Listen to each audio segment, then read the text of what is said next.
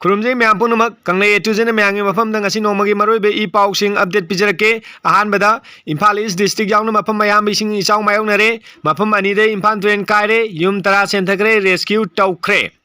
हौकिबा नुमित खरनी असि नोंग लेप्तना ताबना मरम ओरगा इम्फाल मफम मयाम बिसिंग इचाव मायोंगनरे मरोइने इम्फाल ईस्ट की खुरा हेग्रु मखोंगदे इम्फाल ट्रेन कायबदगी युम तरा हेना सेंथख्रे युम कयाम इसिंग मनुंगदा लेख्रे हेंगांग केंद्रगी मनुंग चनबा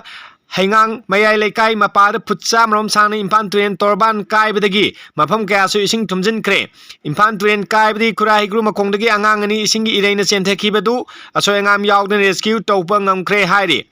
नोंग लेप्तन ताब मरमना ओरगा इम्फाल ट्रेन गे तोंगान तोंगान मफम सिंग इसिंग पाथोरकपदगी इम्फाल ईस्ट की मफम अयाम इसिंग थुमले इम्फाल ट्रेन असि हाई फ्लड लेवल की मथक्ता सेली इसिंग इचाव हेंगलकपना मरम ओरगा इथाई बेरेज गिगेट मरी मक हांगतोख्रे नमुन ट्रेन की फिबम दी थोइना अकनबा ओइद्री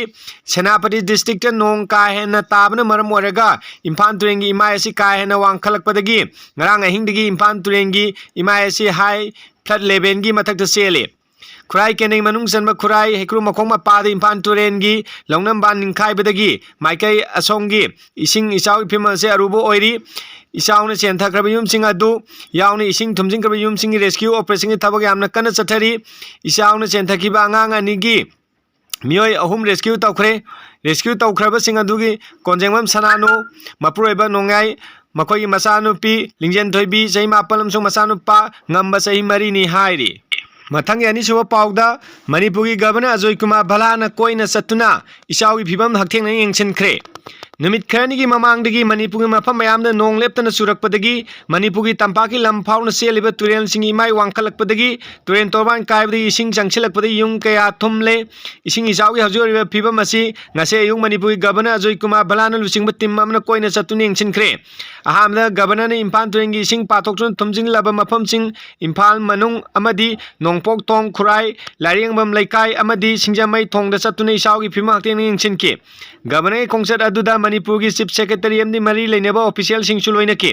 गवर्नर ने इचाव मायोंगनरिबा मफम सिंगदा लेंगा की माइकैदे खुदकी ओइबा पांगबा यामतेंग पांगनाबा अमदी RDRF अमदी NDRF की टीम सिंगना एलार्ट ओइना लेदुना इचाव नंगलाबा मफम सिंगदी मी कनबा अमदी माल सांगसिंग लौथोपै थबक पाइखनाबा खंगनके इचावना सोहलबा मफम सिंगदा लेरिबा मियोय सिंगदसु रिलीफ मटेरियल सिंग पीनबा थबक पाइखतकनी हाइना फोंदोखरे अहुम सुबह पाउदा लाकदो नुमित मरीनी असि मणिपुरी मफम अयाम्बा अखा अराव यावबा अकनबा नोंग तागनी IMD लाकदो नुमित मरीनी असि मणिपुरी मफम अयाम्बा अखा अरावगा लोइनना अकनबा नोंग ताबा याबगी फिबम लेबना इंडियन मेटेरियोलॉजिकल डिपार्टमेंट की माइकेदगी मणिपुर पुंबा रेड अलर्ट अमसुंग येलो अलर्ट लाउथोखरे हिरम असिगी मतांगना मिनिस्ट्री ऑफ आर्ट साइंस की मखाद लरिबा इंडियन मेटेरियोलॉजिकल डिपार्टमेंट इम्फाल दगी थादोकपा स्पेशल वेदर बुलेटिन अमना हारिबना हौकिबा पुंग कुनमई असिदा सेनापैदा नोंग चुबगी चांग असि 15.42 सेंटीमीटर ओइकी अदुगा उखुलदा सेंटीमीटर 7.62 की चांगदा नोंग ताकी लाकदौरिबा पुंग कुनमई की मनुंगदा मणिपुर की चांदेन चुरचानपुर सेनापति तमेंगलोंग अमसुंग उखुल डिस्ट्रिक्ट लो फ्लाश फ्लड की खुदोंचादबा मायोंगनरबा याय अमरोम ngasi नुमित असिदा मणिपुरी मफम खुदिमक्ते इंडियन मेटेरियोलॉजिकल डिपार्टमेंट की माइकेदगी रेड अलर्ट लाउथोपगा लोइना स्टेट असि लोइजिंग लोयादा कन्ना अमदी यामना अकनबा मोंगदा नोंग चुबगी ओइतोकपा लै असि लोइना अखा अराव अमदी पुंगदा किलोमीटर 30 to 40 फाउबी चांगदा यांगना नुंसित सिलबा याय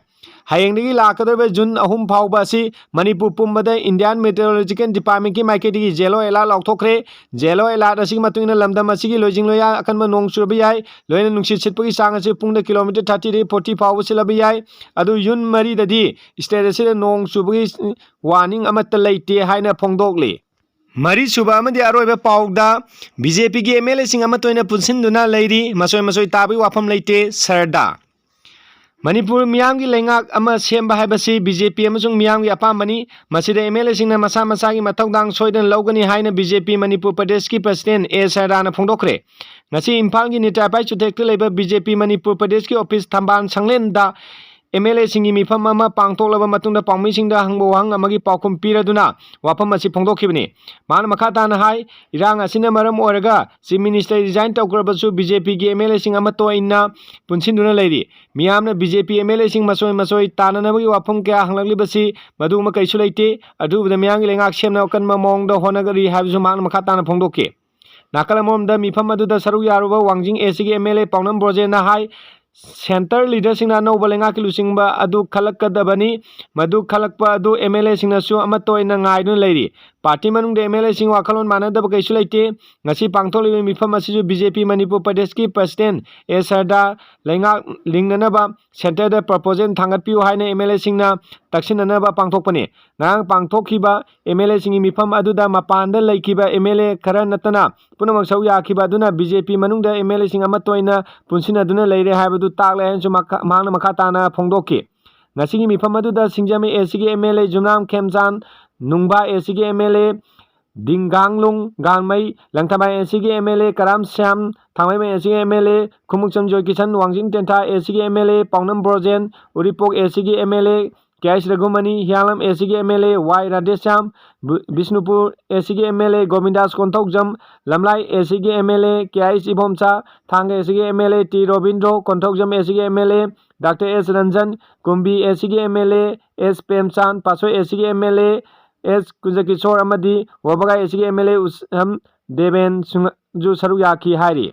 Masigi loinana ngasigi Manipur pau pija matang sin losinjage mayamna nungsibinu channel asi like share and subscribe toksam bihanu sun nolong nungsingjari thank you all